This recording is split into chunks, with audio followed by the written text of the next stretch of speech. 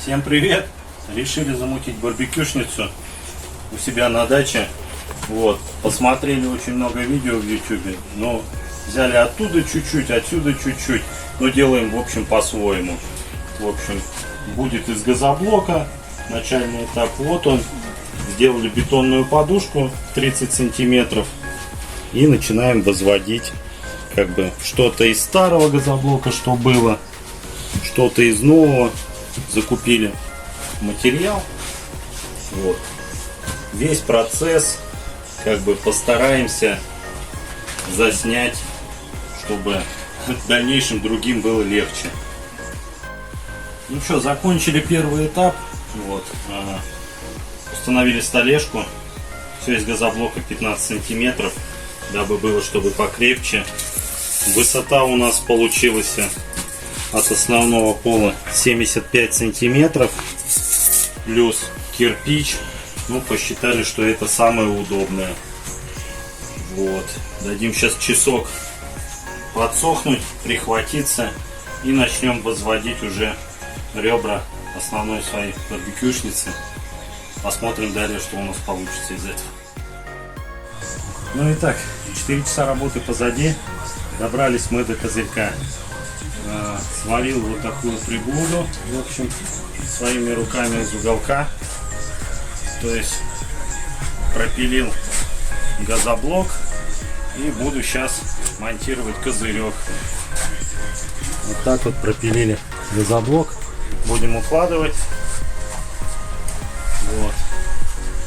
И далее уже устанавливать дымоход.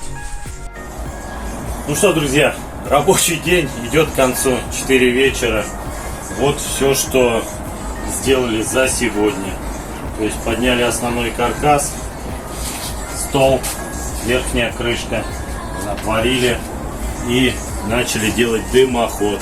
Завтрашний день это будет: прорезаем в крыше, монтируем отверстие, выносим дымоход на уже крышу и облицовываем внутри кирпичом. То есть, надеюсь, завтрашний день будет окончательный. День второй. Закончили мы наш мангал, барбекюшницу, камин. Все 3 в одном. Пробую. Зажгли, тяга есть. Обложили простым красным кирпичом, не шамотным. То есть бюджетно, вариант дачи. Так что не судите строго. Вот представляю вам свою работу двухдневную. Вырезал сквозь крышу. Туда сделал такой дымоход. Вот. Тяга такая вот. Можете сами посмотреть.